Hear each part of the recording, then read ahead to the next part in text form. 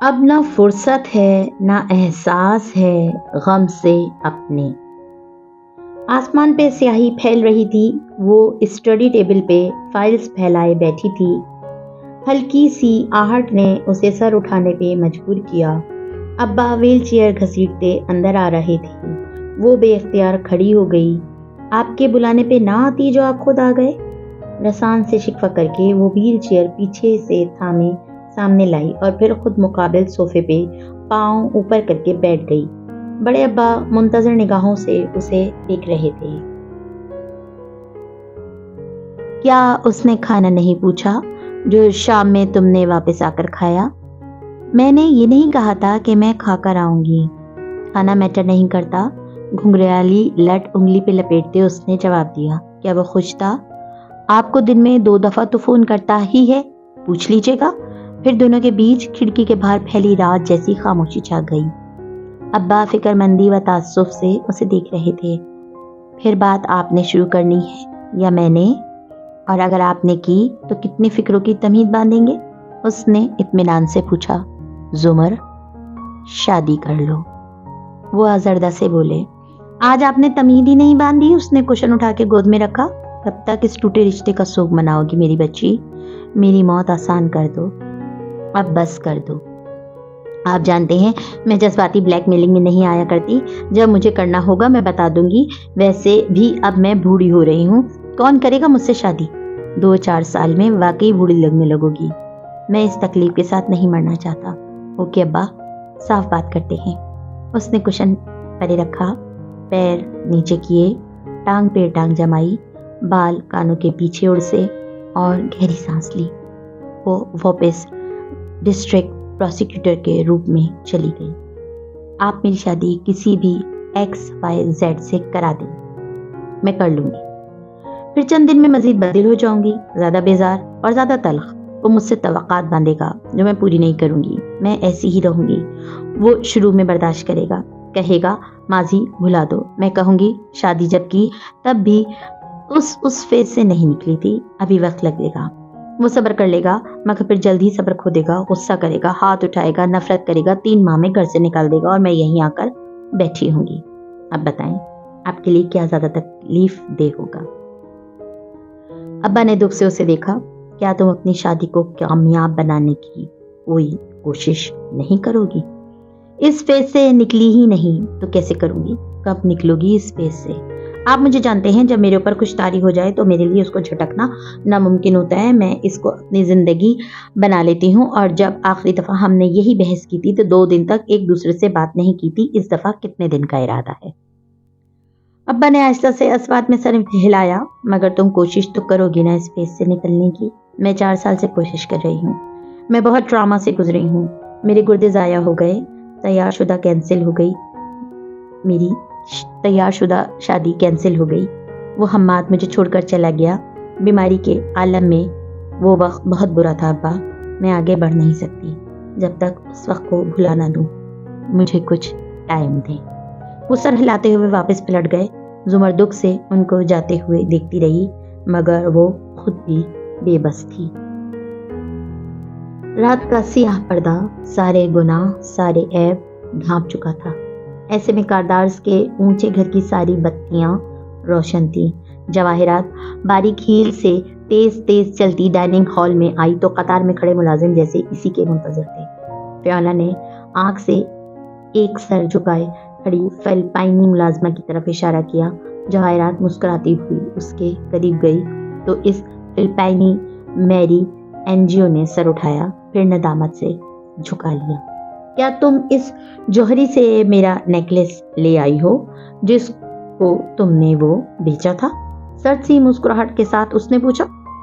میری نے سرخ متورم آنکھیں اٹھائیں. یس میم، اور ڈبہ آگے کیا، پھر کھولا. جواہرات نے 2 انگلیوں پر وہ نیکلس اٹھا کر ہیرو کا نازک نیکلس دیکھا. ویسا ہی تھا اور تمہاری چوری کا علم ہونے پر میں نے تم سے کیا کہا تھا؟ وہ انگلیوں میں مسل کر نیکلس کو دیکھ رہی تھی. یہی میم کہ اگر میں واپس نیکلس لا دوں تو آپ میری ایجنسی کو نہیں بتائیں گی اور میں باعزت طریقے سے اپنے ملک واپس جا سکوں گی. وہ ڈرتے ڈرتے بولی. جواہرات نے شیرنی جیسی آنکھیں اٹھا کر اسے دیکھا. تو پھر خوش ہو جاؤ. کیونکہ میں تمہاری ایجنسی کو پہلے ہی سب کچھ بتا چکی ہوں. کل تمہیں یہاں سے ڈیپورٹ کر دیا جائے گا اور تم دوبارہ زندگی بھر یہ نوکری نہیں کر سکو گی کیونکہ میرے نزدیک اس کی اہمیت یہ تھی. کہتے ہوئے جواہرات نے نیکلس اچھال دیا. وہ اڑ کر ایک مصنوعی پودے کے گملے میں جا گرا. وفاداری سے بڑھ کر کسی چیز کی اہمیت نہیں ہوتی میری. اب تم جا سکتی ہو.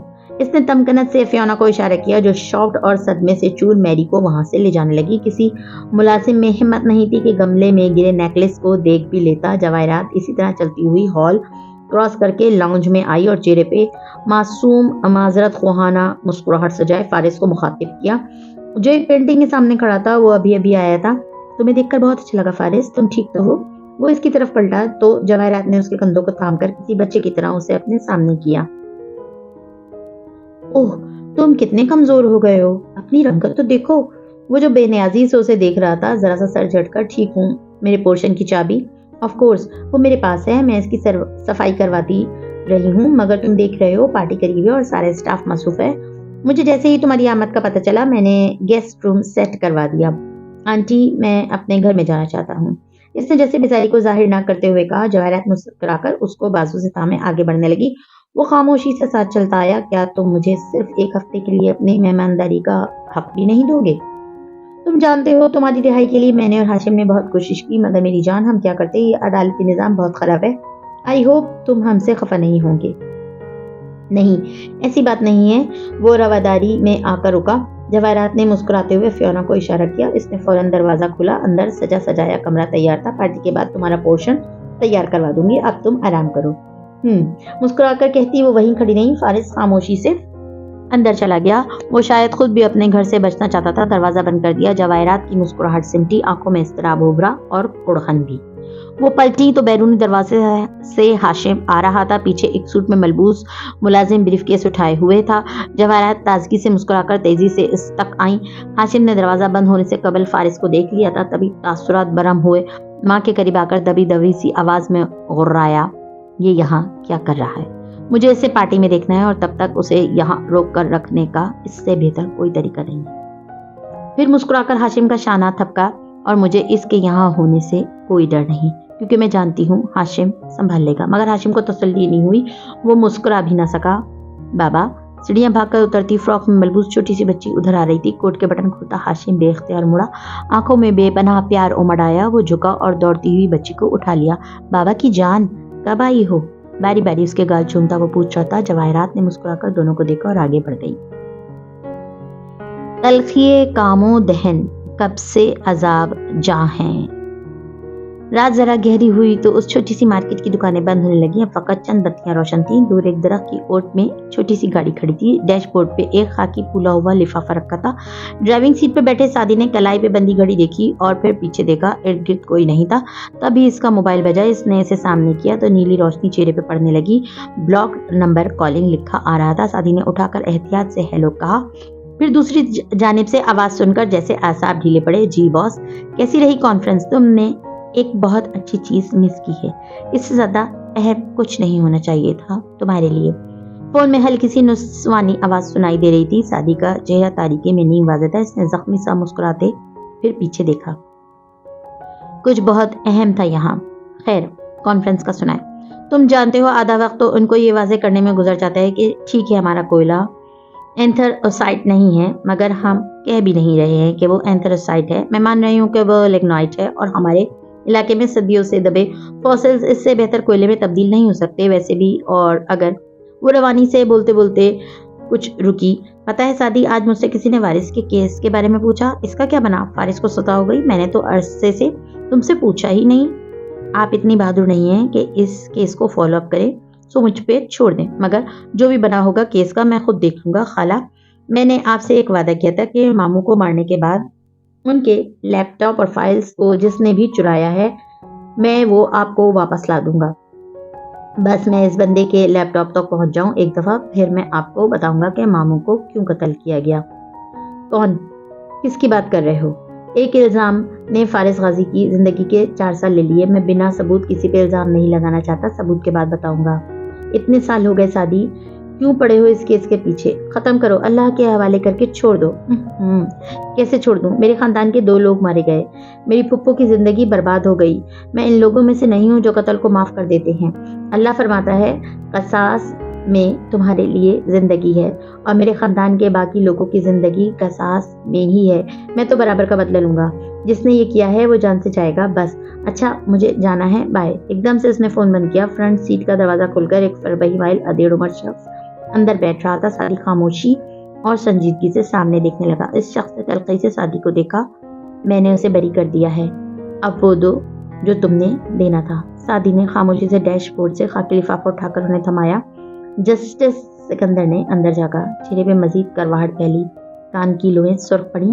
میرے بارے میں اگر یہ گند باہر نکلا تو؟ غم غصے سے آواز کانپنے لگی۔ سادی نے گردن موڑ کر ان کو دیکھا۔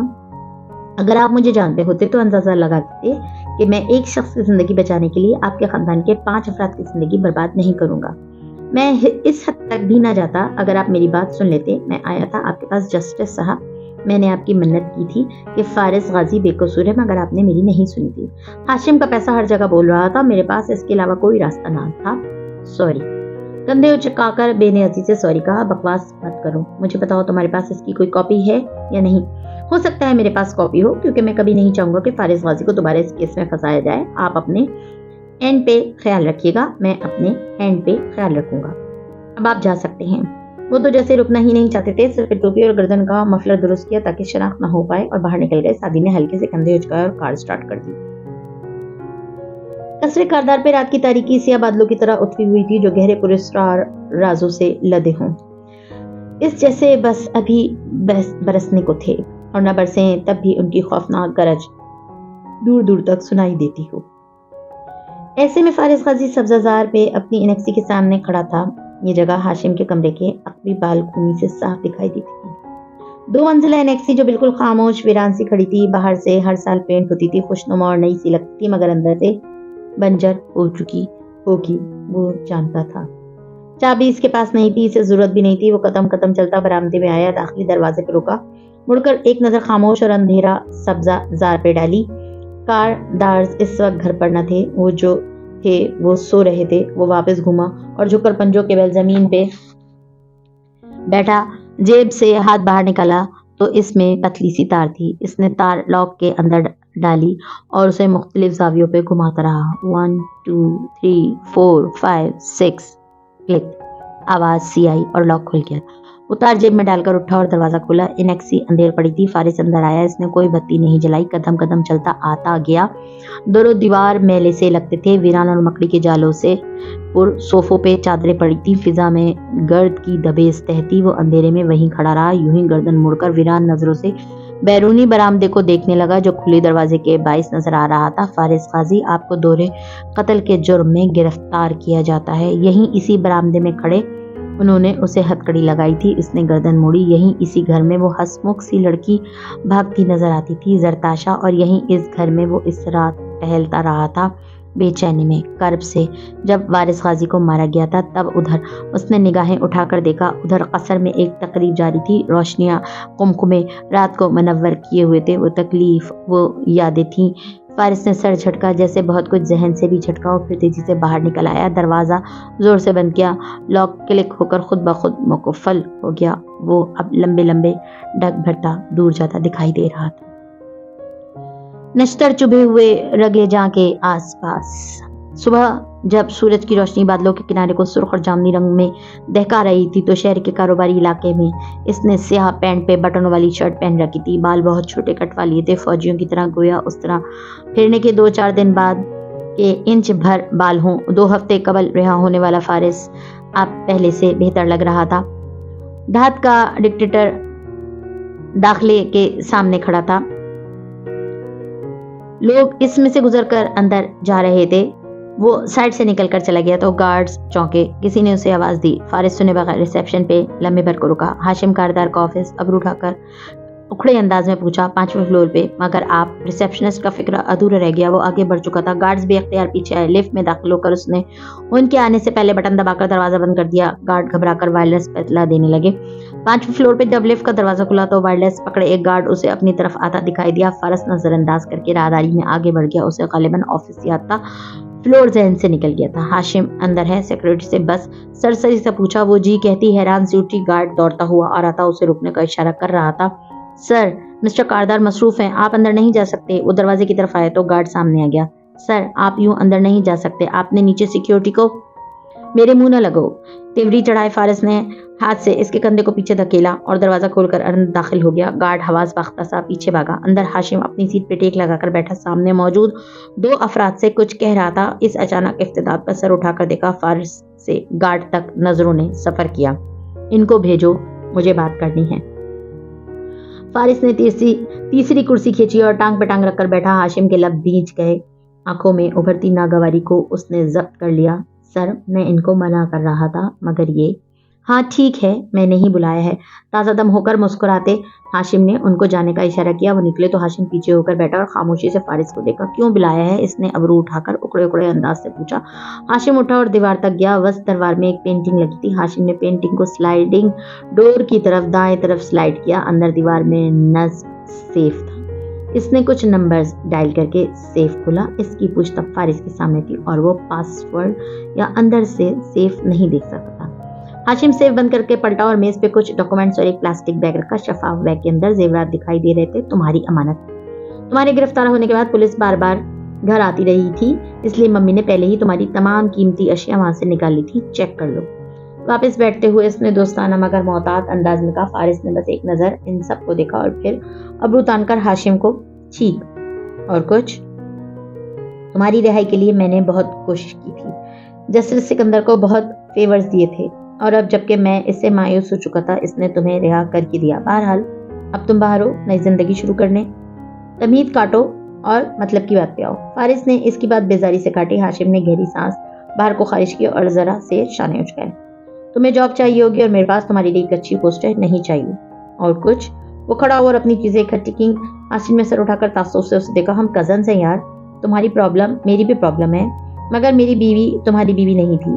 फारिस की आवाज बुलंद हुई। आंखों में गुस्सा उतरा। कान की लोहें सुर्ख पड़ गईं। तुम्हें लगता है कि मैं भूल गया हूँ किस तरह तुम उसको मेरे खिलाफ उकसाया करते थे? ओ खुदा! हाशिम ने जकड़े अंदाज में सर झटका। तुम अपनी इस गलत फहमी को दूर क्यों नहीं कर लेते? एक दफा वो मेरी बहन की तरह थी। इस बात पे तुम मुझसे कोई मुकद्दस सहीफा उठवाना चाहते हो तो उठवा लो। मैं एक ईमानदार आदमी हूँ। फारिस शको शुबे से आंखें सुकेड़े उसे देख रहा था। तुम्हारे इस रवैये के बावजूद मैंने तुम पे शक नहीं किया। एक लम्हे के लिए भी नहीं सोचा कि तुमने वो कत्ल किए होंगे। मुझे तुम्हारी बेगुनाही पे यकीन था, मगर तुम्हें मुझ पे यकीन नहीं है। वो हर्ट नजर आ रहा था। फारिस के तासुरात धीमे पड़े, मगर वो इसी तरह उसे देखता रहा। हाशिम अब उठा। दोनों के दरमियान मेज हाइल थी। और मुझे तुम्हारी फिक्र है। क्या करना चाहोगे अब? जिसके खानदान के 2 फर्द मार दिए गए हों, उसे क्या करना चाहिए सिवाय हर जिम्मेदार शख्स का गिरेबान पकड़ने के? कमरे में जैसे कार्बन मोनोऑक्साइड भर गई थी। हाशिम कदम घुटने लगा। इसने बेअख्तियार टाई की नॉट ढीली की। मैं तुम्हारे साथ हूँ। मुझसे अच्छा वकील तुम्हें नहीं मिलेगा जो इस केस को दोबारा से जिंदा करके असल कातिलों को सामने लाए। इसलिए जॉब नहीं करनी, यहाँ मत करो, मगर जब और जहाँ जैसे तुम्हें कुछ मालूम हो, तुम सबसे पहले मुझे आकर बताओगे, राइट? हाशिम ने मुसाफिर के लिए हाथ बढ़ाया। फारिस उकड़ा उकड़ा सा देखता रहा, फिर मुतज़्ज़ब से हाथ मिलाया। हाशिम मुस्कुरा दिया। फारिस बाहर निकला तो जवाहरात चौखट पे दिखाई दी। इसके चेहरे पे इज़्तिराब था। तेजी से हाशिम तक आते उसने पूछा, ये क्यों आया था? साथ ही दरवाजा बंद किया। जब भी उसको आज़ाद देखती हूँ तो मुझे तुम्हारे हाथों में हथकड़ी नजर आती है। हाशिम ने इसकी फिक्र व परेशानी को साफ नजरअंदाज किया। मैंने बुलाया था, जॉब ऑफर की, मगर नहीं माना। जॉब क्यों? अच्छा, ताकि वो मसरूफ रहकर किसी भी इंतकामी कार्रवाई से बाज रहे। हाशिम ने असबात में सर हिलाया। जवाहरात ने ठंडी सांस अंदर उतारी। इसे तुम पे शक तो नहीं है ना? इसके खदशे बढ़ते जा रहे थे। अगर होता तो इस तरह आराम से ना चला जाता। वो हाथों से बात करने का आदी है और अदाकार तो बिल्कुल नहीं है। उसका फोन फिर से बजा तो उसने झंझलाकर कॉल रिसीव की। जी जी सर, मैं आपके ऑफिस पहुंच गया हूँ, बस लिफ्ट में हूँ, आ रहा हूँ। बहुत सरत से झूठ बोलकर कॉल काटी। फिर ब्रीफ केस में जरूरी चीजें डालने लगा। काम से जा रहा हूँ, शाम को मिलते हैं। जवाहरात दिक्कत मुस्कुराई। वो इस नफासत और खूबसूरती से आरास्ता बंगले का स्टडी रूम था जहां वो लैपटॉप के सामने बैठी काम कर रही थी। बाल जूड़े में बंधे थे और सब आंखें सुकड़े लबों से बॉल पेन का किनारा दबाए वो स्क्रीन को देख रही थी। फिर सर झुकाकर फाइल पे कुछ लिखने लगी। दफतन इसने खिड़की पे निगाह दौड़ाई तो रुक गई। 2 जुड़वा बच्चियां अपनी हम उम्र 2-3 बच्चों के हमरा बाहर जाती दिखाई दे रही थी। सारा पेन छोड़कर बेख्तियार बाहर लपकी। लाउंज में जरीना बेगम बैठी सिलाइयों पे कुछ बुन रही थी। गाहे बगाहे चलते टीवी पे भी नजर डाल लेती। सारा, ये तुर्क ड्रामे देख देख कर हम कुछ बेहया नहीं होते जा रहे? उन्होंने तायीद चाही मगर वो सुन ही नहीं रही थी। अम्मी, आपने बच्चियों को फिर पार भेज दिया? मैंने मना किया था ना। भवें सुकेड़े वो बेबसी से कहती इनके सर पे खड़ी थी। जरीना बेगम ने खफगी से ऐनक के ऊपर से उसे देखा। बस करो बीबी, तुम तो ऐसे परेशान हो रही हो जैसे अकेले भेज दिया हो। आसपास के बच्चे भी थे और कर्नल खुर्शीद की मुलाजमा भी। अभी घंटे भर में आ जाएंगी। आप भी ना कमाल करती हैं, वो नाराजी से कहती उनके साथ बैठी मगर निशिस्त के बिल्कुल किनारे पे। पता है ना अम्मी, हालात कितने खराब हैं, फिर भी उनको बाहर भेज देती हैं। अच्छा, तुम्हारी बेटियां हैं तो मेरी नवासियां भी हैं। दुश्मन नहीं हूं मैं उनकी। घर में कैद करके रखो तो बुज़दिल और डरी डरी सहमी सी बन जाएंगी, बिल्कुल तुम्हारी तरह। उन्होंने इसे जरा खातिर में न लाते हुए अपनी सिलाई जारी रखी। मैं नहीं हूँ बुज़दिल, वो सादी भी हर वक्त यही कहता रहता है। वो खफा भी थी और परेशान भी। वारिस की मौत भूल गई। आपको कैसे उनको मार दिया गया? जब किसी खानदान में कोई कत्ल हो जाए तो खानदान वाले पहले जैसे नहीं रहते, रह ही नहीं सकते। सच तुमने बताया ही नहीं फारिस के रिहा होने का? मुझे अजीज भाई की बीवी ने बताया। वो सिलाई रोककर पूरी तरह उसकी तरफ मुतवज्जह हुई। उसकी सारी बातें नजरअंदाज कर दी। सारा की आंखें हैरत से फैली। फारिस, वो तो रिहा नहीं हुआ। वो क्या मतलब? तुम्हें नहीं पता? वो उल्टा हैरान हुई। जब तुम लंदन में थी तभी तो रिहा हुआ था। शादी को भी पता नहीं होगा फिर तो, वरना वो जिक्र तो जरूर करता। वो हैरान सी बैठी थी। लो, वही तो उसे लेने गया था। उसे कब किसी बात का नहीं पता होता। मगर ये कैसे हो सकता है? अचानक से बोली। वो उलझ सी गई। और शादी ने भी नहीं बताया? फिर चौंक कर माँ को देखा। और क्या बताया आंटी ने?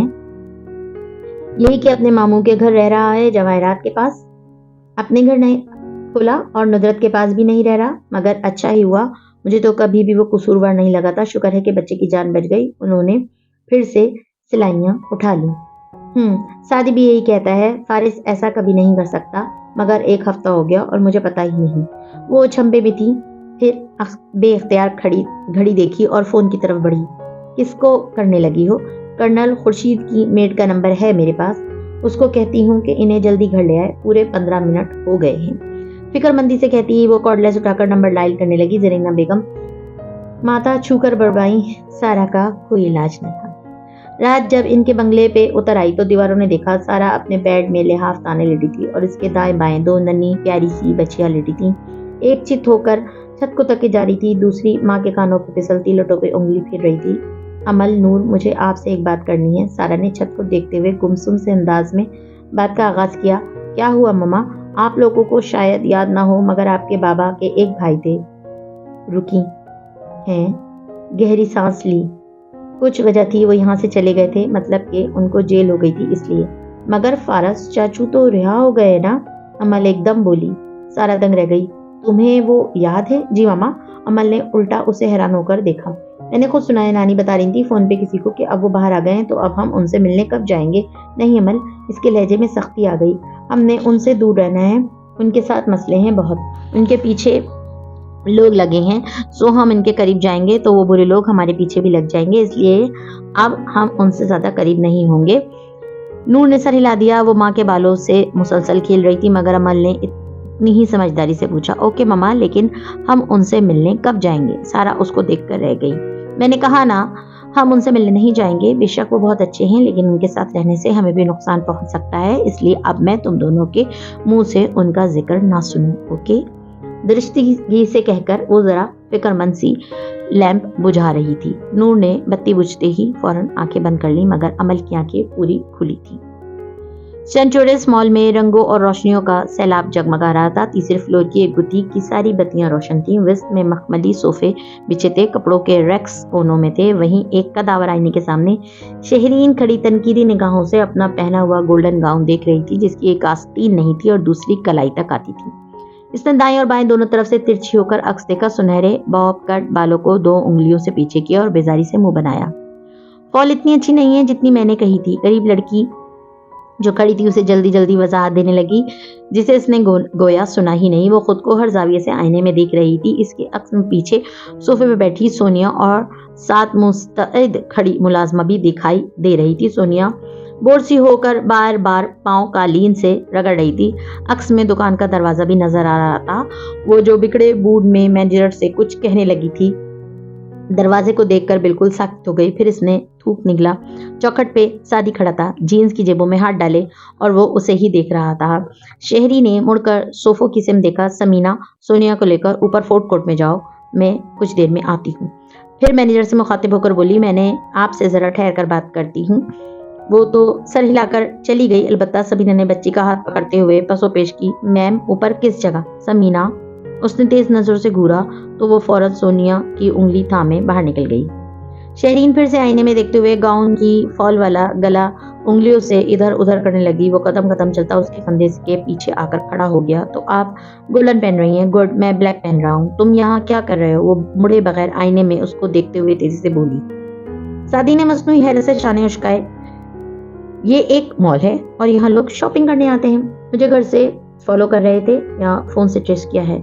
کیا آپ یہ نہیں مان سکتی کہ ہم اتفاق سے ملے ہیں؟ ایک لمحے کے لیے بھی نہیں. سادی نے جواب اس بات میں سر ہلایا. اوکے, آپ کے فون سے ٹریس کیا ہے؟ شہرین اس کی طرف پلٹی اور سنجیدگی سے اسے دیکھا. ہمیں اس طرح ایک ساتھ نہیں نظر آنا چاہیے, اس لیے آپ نے ان کو بھیج دیا. وہ ہاشم کو بتا دے گی. اس نے گویا جھڑک دیا. اتنی ناقابل اعتبار ملازمہ؟ وہ حیران ہوا. وہ نہیں, سونیا میری بیٹی. وہ اپنے باپ کو ہر بات بتاتی ہے. تلخی سے کہہ کر وہ کان میں پہنے سیاہ نگوں والے آویزے اتارنے لگی. آپ اتنا ڈرتی ہیں ہاشم بھائی سے؟ سوادی. شہرین نے دبے دبے غصے سے اسے دیکھا. میں اس سے نہیں ڈرتی, مگر وہ سونیا کو مجھ سے لے سکتا ہے اگر میں اس کے خلاف گئی. اور یو نو واٹ, تمہارے یہاں آنے کا مطلب ہے کہ تمہیں ہاشم کے خلاف میری مدد چاہیے, اور میں ایسا کچھ بھی نہیں کرنے والی. جب آپ نے مجھ سے مدد مانگی تھی تو میں نے بھی کیا. ایسے ہی منع کر دیا تھا کیا؟ وہ اب سنجیدہ تھا. شہری ایک ثانیہ کو خاموش رہ گئی. وہ اور مسئلہ تھا. اس کی آواز دھیمی پڑی. ساتھی جواب دیے بنا اس کو دیکھتا رہا. وہ بھی اسے دیکھتی رہی. پھر سر جھٹکا. کیا چاہیے؟ وہ ہلکا سا مسکرایا اور اندرونی جیب سے ٹیبلٹ نکال کر میز پہ رکھے شہرین کے پرس میں ڈال دیا. سب اتنی پھرتی سے کیا کہ وہ الجھی سی کھڑی رہ گئی. میرا ٹیب آپ کل مجھے پارٹی میں واپس کر دیں گی. اتنا سا کام؟ مگر تم یہ خود بھی تو لے کر جا سکتے ہو پارٹی میں. وہ حیران ہوئی. سیکیورٹی پروٹوکول سخت ہے, موبائلز وغیرہ کی اجازت نہیں ہے. مگر آپ تو فیملی ہے نا. تم کیا کرنا چاہ رہے ہو؟ آپ دوسرا کام کرنے کی حامی بھریں, میں بتا دوں گا. اور کیا ہے وہ دوسرا کام؟ اس نے بہت ضبط سے سینے پہ بازو لپیٹتے ہوئے پوچھا. مجھے ہاشم بھائی کے لیپ ٹاپ کا پاسورڈ چاہیے, ہر صورت میں. تم اس کا صبر جواب دینے لگا. تم پارٹی میں نہ ہی آؤ سادی, تم ہم دونوں کو مشکل میں ڈالو گے. میں ایک ہفتے سے جب سے ہاشم بھائی نے بالخصوص میرے لیے کارڈ بھجوایا تھا اس پارٹی کی تیاری کر رہا ہوں, اور میں آپ پہ اعتبار کر رہا ہوں. آپ کو ہاشم بھائی سے اپنے تمام دکھوں اور اذیتوں کا بدلہ لینا ہے نا, تو پھر آپ کو میرے ساتھ کھڑا ہونا ہوگا, چاہے آپ پسند کریں یا نہ کریں. آپ مجھے ہاشم بھائی کا پاسورڈ لا کر دیں گی. اس نے سنجیدگی اور مضبوطی سے ایک ایک لفظ ادا کیا. شہرین کے تاثرات دھیمے پڑے. اس نے تذبذب, امید اور خدشات سے بھری آنکھوں سے سادی کو دیکھا. تم کیا کرنے جا رہے ہو؟ وہ اداسی سے مسکرایا. ایک زخمی سی مسکراہٹ جو انہوں نے ہم سے چرایا تھا, میں وہ واپس چرانے جا رہا ہوں. مزید ویڈیوز دیکھنے کے لیے ہمارے چینل کو سبسکرائب کیجیے.